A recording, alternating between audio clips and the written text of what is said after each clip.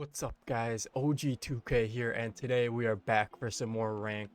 We are just basically going to be going through exactly how we play offense and defense, Miami Dolphins offensive playbook, defensive playbook, Saints, and we're really just going to try and, same thing as usual, but we're going to see what we could teach you guys today. A lot of things, different happen in these games compared to the other, videos that we play, so just be on the lookout. I'll explain what is going on exactly. And you guys could take away things that you guys could use in your own game to become a lot better player on your own. So make sure you guys sub in all your players. Right here we got Porter up top and then Bates in the box. That'll give me some speed up top for streaks. And then I do cover 4 shell, cover 3 cloud, and nickel 2-4, 4 double or nothings. And we just prefer to have some sound coverage going on. He goes QB blast, and honestly that defensive tackle sometimes comes in free on run plays.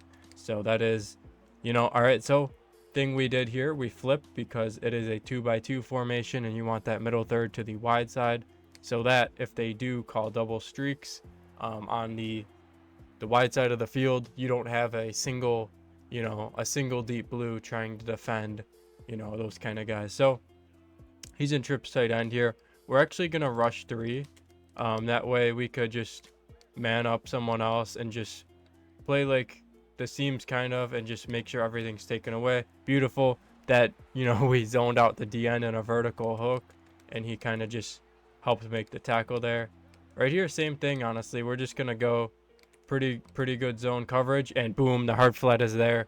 We deep half the top safety on the tight end side and trips because they can't put that tight end on a slot fade, so that's really the main cover 2 beater. And then as well as crossers that come from the trip side that sometimes get above that third, or that outside third sometimes just doesn't get to the crosser. So he's in 1 high safety. That means cover 3 or cover 1, and come on, let's be real, they're never gonna call cover 1, so this is just gonna fry cover 3. And these corners beat man in zone, so his middle third is gonna have to pick between one of these 2 streaks, and we'll just take whichever one he does not take. So that is very basic there. That is, we've gone over that play many times, and I'm telling you guys, this is the most simple offense you'll see in this game ran at the pro level, because I see what they have on the field, and I have combos, I have runs that are favorable for those looks, and I just really like to stress out their defense based on the look they put out there, just like how real football teams do it. So you know what, that is just part of football. Take what they give you, and if they're in a formation where it's aligned in a certain way, and you feel like you have a favorable, the seam streaks against one middle third, that'll be something that you could really abuse. So that is how I like to really beat 1 high safety, because yeah, they could be calling cover 3 if it's 2 high safety, but you just don't know. And 1 high safety, every time. So right there, he just throws directly at me. That is the good thing about this cover 3 cloud defense. You could just shade down, wire triangle down on the right stick, and then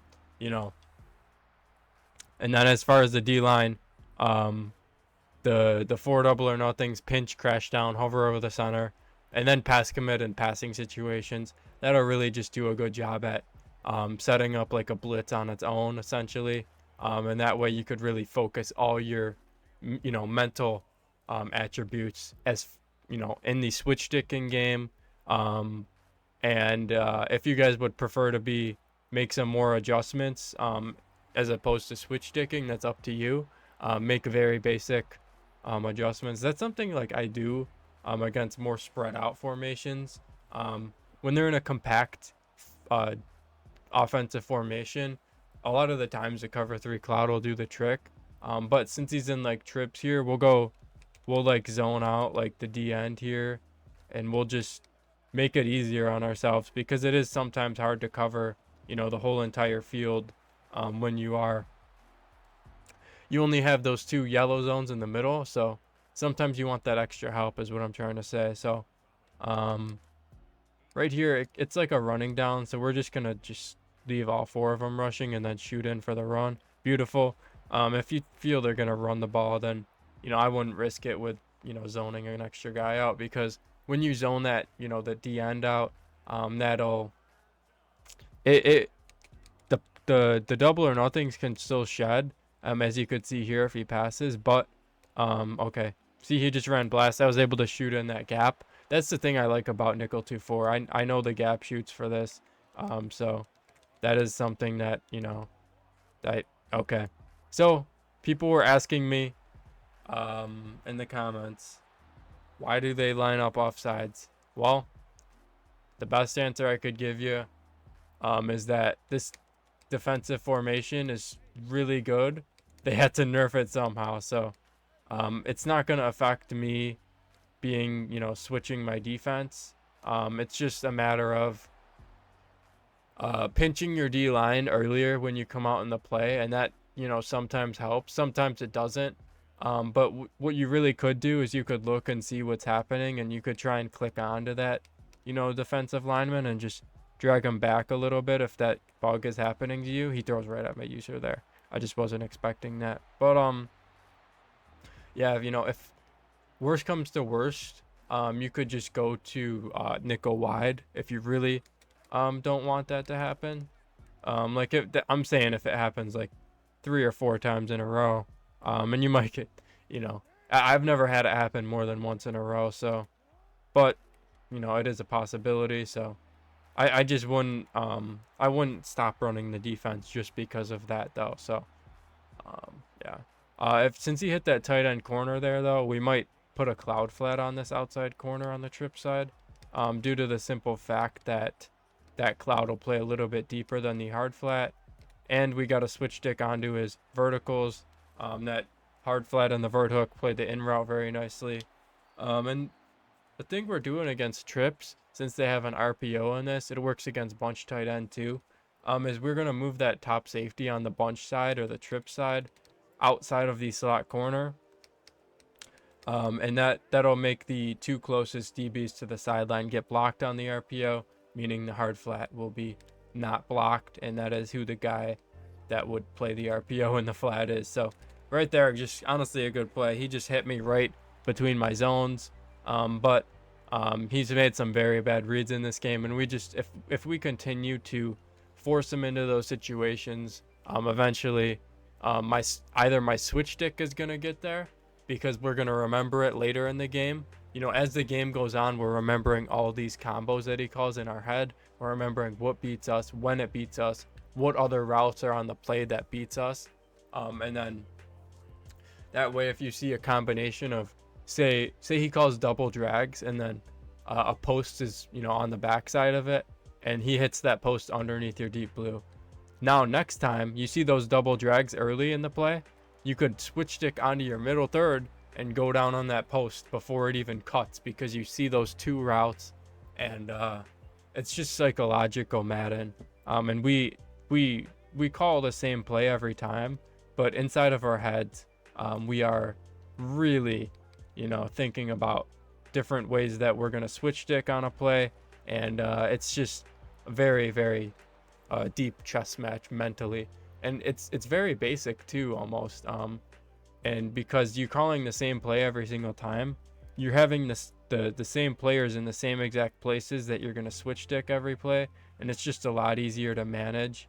So right here, we're just going to roll out with Daniels. Trying to get used to the no QB juke, because it is going to be out of the game tomorrow, I'm pretty sure, or the day after, maybe. I'm not 100% sure, but we're just trying to get in the habit of that because we have MCS elims coming up. So he's in 4 down lineman here. Honestly, corner routes beat men in zone. Click on aggressive, catch it down. That's what you got to do sometimes. And you know, a lot of people in the last video were talking about like the pass lead increase. It's still like I would like to play with it a little bit more.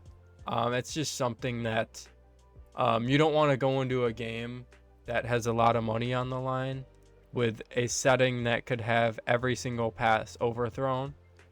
So like if they're leaving open routes, I'm just going to want to be able to hit them every single time with my my pass lead right there. I just I saw the single high safety. I thought that vert hook was going to drop down a little bit there, but this time we'll just take the Texas route if that's the same look, because since the yellow zones get pulled up, and right there the yellow zone got pulled up, we're gonna have the underneath open. So exactly why this, okay, that's fine. He wants to cover all the routes and have his user in a weird place. We're just gonna run with our QB.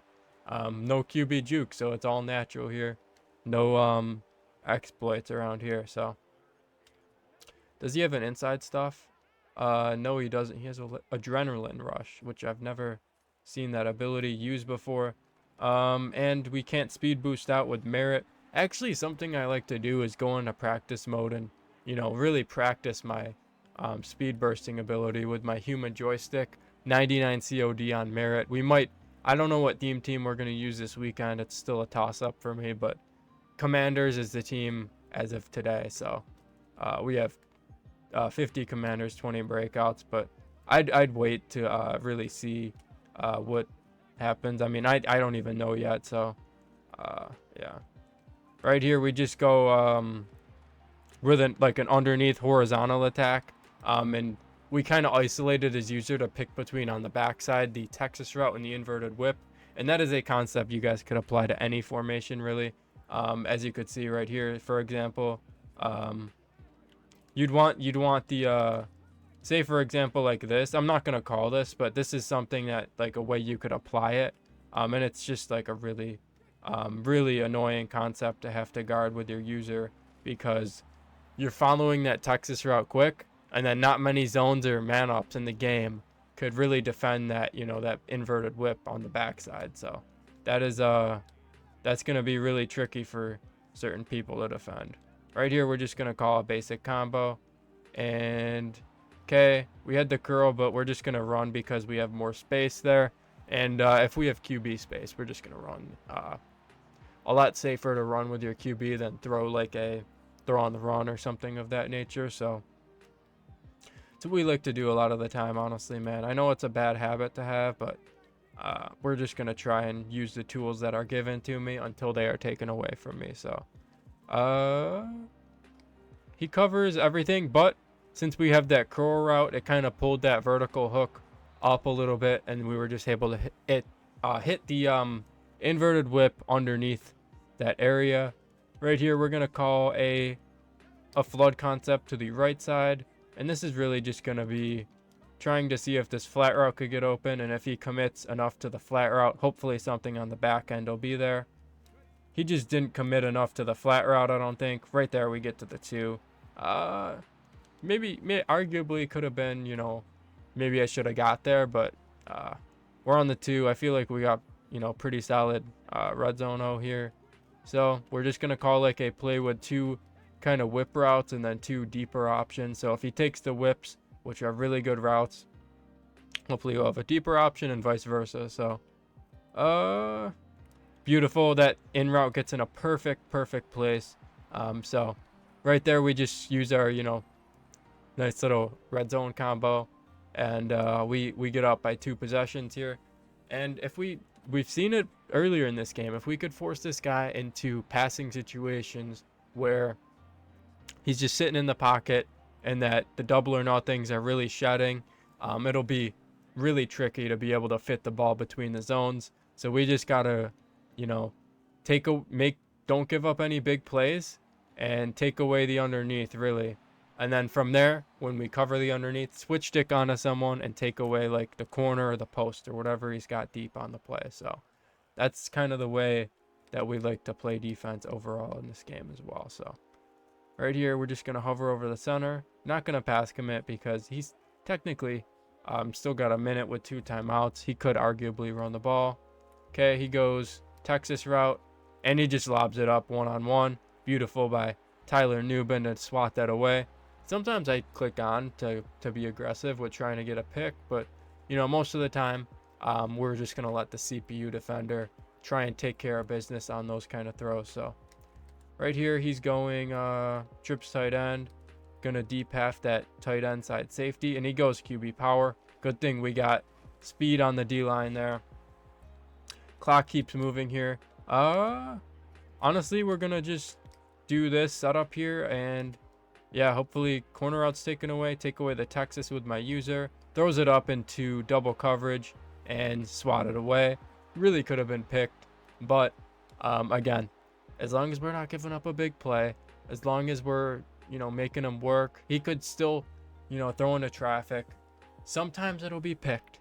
So at least we have that, that potential. But obviously it wasn't picked there. So not too happy about that. But a lot of these,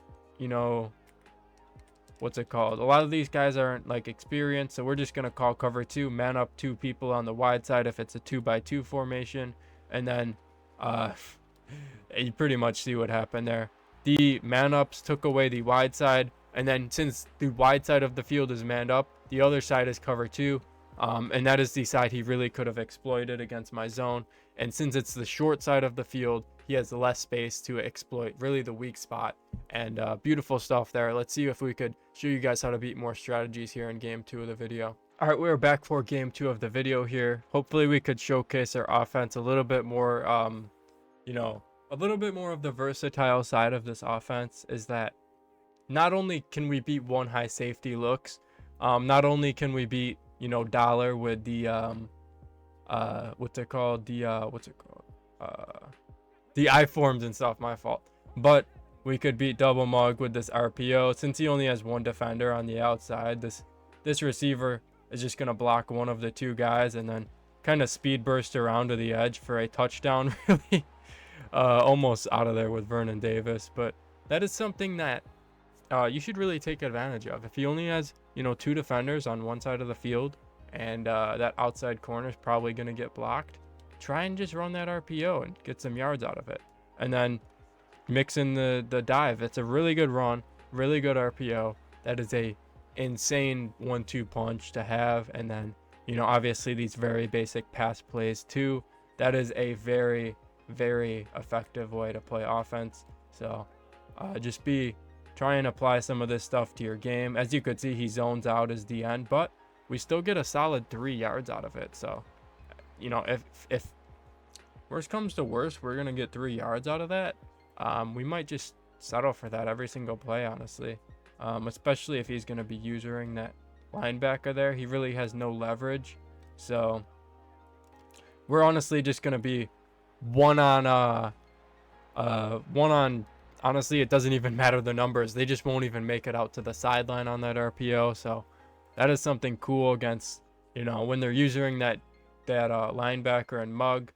He's in one high safety here. So we're going to go seams with the running back Texas.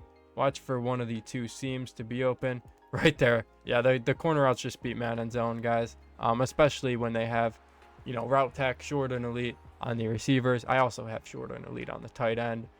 But human joystick on the running back, and we might as well say it, gunslinger on Jaden Daniels, as we're just going over all of our abilities at this point. But yeah, so sometimes they beat man, sometimes they shade their man and they play solid on it, but then if they do cover that, they're going to be giving something else up. So just be on the lookout for that. If they're covering a certain route with man coverage, take away, if they have a zone that is helping him defend that, put a drag underneath it, pull that zone down, and then try and, aggressive catch that corner route. So just a lot of, options you could do with it if they are calling man coverage as well. So right here under center, we pinch, crash up, contain every single time versus under center, every single time. Hover over the center, just kind of loop around to the run. Right there, we couldn't even do it. But as you could see, that is beautiful run defense because we messed up the shoot and we were still able to shoot the run. Right here, just like we talked about last game, the two closest DBs to the sideline get blocked.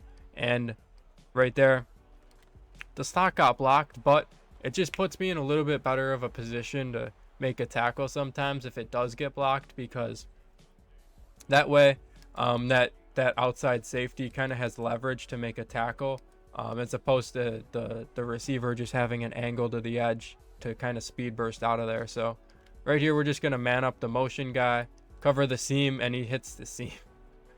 I was using that half decently, but he just passed it to the outside. So happens sometimes, got to be able to bounce back from that. So move the safety out, and he calls it again. We just kind of have guys there. See right there, Nubin is our safety valve to make the tackle. I don't quite know how he's blocking this. He must be untargeting the top safety which is a like a pro tip. But this time we're just going to user it and force him to just run the ball with the RPO, which is a slower handoff than inside zone, if you guys didn't know. So that is kind of the goal sometimes. If the RPO is just seeming to be open, usually the RPO, make them run it. If they have good run stick, hats off to them, because they just ran the ball on a good run defense and not with a good run. So if they do that, hats off. But we're just going to stay over here with our user. Sometimes you got to be willing to threaten them with that and not even do anything with it, but just give them the look. So right there, he throws right at McCollum. I don't know what McCollum was doing there, but we were looking deep because that motion wheel is kind of like one of the best plays in this formation. So we were just looking at his deeper options, and then he kind of threw at my CPU zone. He just didn't really react on it, so that happens sometimes. Watch out for whip corner route. Texas, watch out for it. Throws it away. Beautiful. This time we're going to try and contain his strong hand side, because even though he didn't get, a benefit out of that rollout, he still was able to do it. So I'd prefer that not to be a possibility. Notice how we're just using, baits here until he throws it directly at me. And pretty frustrating there. It just went right through my hands. Honestly, the DB didn't even go for the ball. So I was hitting triangle to go for the pick. He wasn't going for the ball. I don't know. I really don't know what to say for that one. So just got to go down and score and just see if we could force him to throw that same stupid read again. But yeah, so a lot of the time they'll panic if you user that, or they won't be willing to just run the ball every play out of that RPO. So that's something you guys got to take into account. A lot of these guys in ranked aren't like that, that pro level yet. So you're still just going to be able to take away the easy stuff, and then from there it'll be really hard for them to really establish anything from there. Right here, he's just going to use the linebacker, and it's just going to put me in a really nice position to be able to burst around all of his players. He's got the Gene out there to hawk me down. I don't know what Krosky was doing, but yeah, it's fine. We'll take our 50 yards out of it. We'll go hurry up, so he doesn't have a lot of time to make an on-the-fly adjustment. And then since he's in that same look, we're just going to call the same thing, hit the RPO, take our 5 yards or so, maybe more. But yeah, you know what? If they're going to give me that look and he's going to be in that look where I have that 5 yards every time, it's great for me, because I could just keep doing it and it'll put more stress on him when I call other plays than that. So when you have an offense that has multiple good runs, good pass plays, it's going to be very tricky to defend, because they're not only worried about the run, they're worried about the RPO, they're worried about the pass. It's just super, super effective to have everything going, so that you're giving yourself the best chance to, obviously win games by having as many first downs as possible, by getting as many yards as possible. So right there, his user was just out of position completely. We just run inside zone. He does the dive block exploit there. So hats off to him for being able to set that up. I really don't know how he did it, but yeah, so we're going to just put him in a box here and just really, take away his RPO, take away all of his deep options, take away all of his short options, take away his rollout. Remember, he did roll out that one play. So take away everything easy and make him hit something hard. And if he hits something hard, hats off to him. So that's just the way you got to play it sometimes. Especially when you're playing in these pro tournaments. So this isn't a pro tournament, by the way. This is ranked. But I'm just saying, if you guys ever go into competitive, that's what you guys got to try and take away. Right there, he just throws right at my switch stick again. We're giving him too much credit, guys. See how I peeled off of that post route thinking that he wasn't going to go to it, even though I was on it. That to me just, most of the time I play versus a lot of the top guys. So it's like I'm used to them not making that bad of a read. But since he's just going to throw it no matter what in ranked, it's kind of something new. So it's really good to have that, change of pace sometimes, because if your switch stick is only used to doing one thing, taking away one route, you got to be able to also have that versatility because sometimes you'll play an elite player who will throw that. So you got to be able to take advantage of it and really see what you can do. He's just going to continue to run the ball, so he's going to really take a gamble on a bad run, which is fine with me. So he could continue to run this RPO if he feels that's his best course to win the game. It's just not a good strategy to me. So he's going to flip to tight, make sure that everything is set. He pretty much goes to bunch now with that motion over. We're going to pass commit. Watch out for any corner routes on that bunch side. It is a run. Wow. So we pass committed. He ran the ball. I didn't think he was going to run the ball there. He's really just trying to get it easy here, which is kind of frustrating because he threw directly at me every drive. So I'd really like to be able to catch my picks. Right there, he just runs inside zone. Everything's taken away. And he's really just going to be able to chew this half out here. And it's kind of frustrating because he just blocked that extra point for no reason. And yeah, so hopefully we could make a tackle good. I don't even know if he wanted to score there, but it's fine. So just gotta have to take away the RPO, take away anything quick. He's in goal line. Honestly, we'll go to is there Excel clock? Yeah, there is. Yeah, it's 6 seconds now. Nice, buddy. I don't think he knew there was Excel clock. He's lucky that it didn't go down to 0, honestly. So he's in goal line. And we're going to go to a heavy defense here in 6-1. And we are just going to keep it like this and try and just shoot the run if he does any kind of run play. He does fullback dive and it gets in. Wow. Let's see what we could do in the second half here. All right, so we're back for the second half here. And it's really frustrating to me how this guy hasn't really had anything good happen. He hasn't really made any good plays, and he's in a position to win the game here. Obviously, we're going to try our best to get a stop, but he's in single back trips, which I don't think is a very good decision here. He was obviously getting very lucky in gun bunch tight end, so I'm kind of surprised he left it. Right here, he goes to 5 wide, and he goes QB draw. Really not smart play to call there. That play hasn't been good in a long time, so I don't know what made him decide to do that. He's got chew clock on, which is insane. Watch out for the RPO. Make a tackle on the run. Beautiful. If he wants to bank on that run, we're going to let him do it. So accidentally messed up my camera angle. Let's get back. Beautiful. Okay, he goes RPO, and I just wasn't in position. So this is really frustrating right now, actually, because he's not really working to get down the field, and it's our job to make him work. So let's see, what we could change here is to make him work a little bit more. See how we stop the run there. And he's just going to take that gamble. Not really much to say here. He's just taking that gamble, and it's going to pay off for me because it's not a smart gamble to take.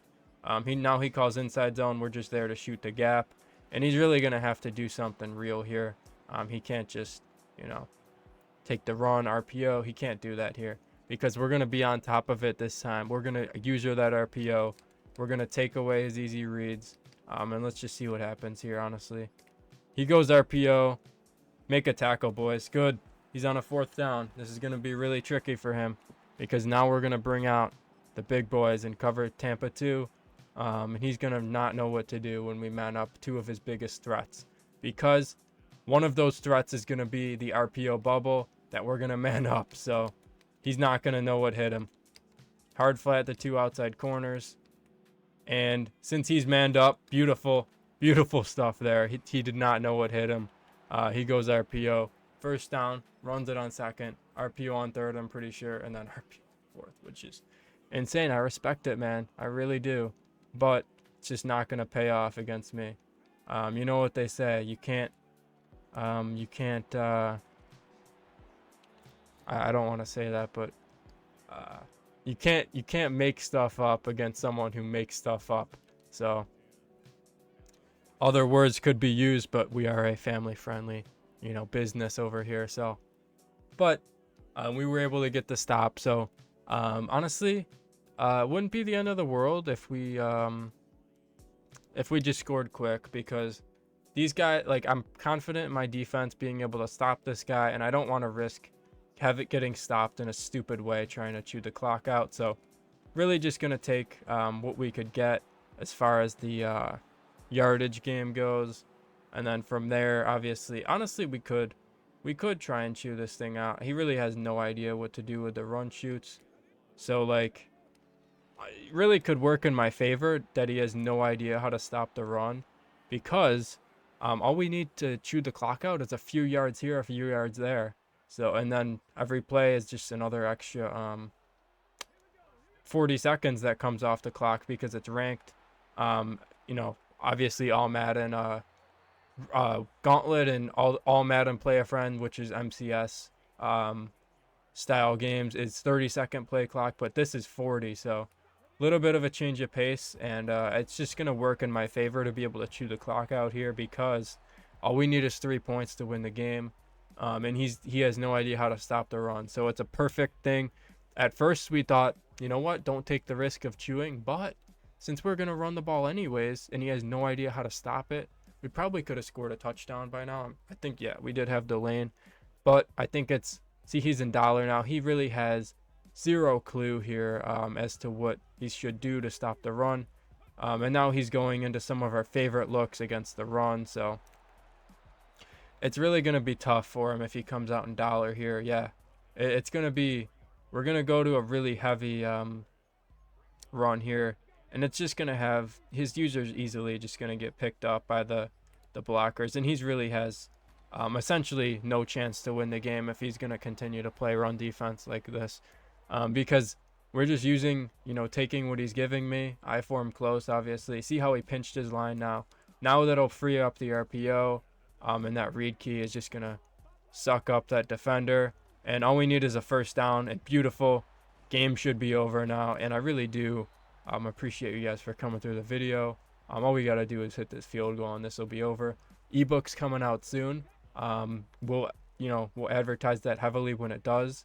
Also, me and Hexseed run a server. He's also a very successful YouTuber. We're both up and coming.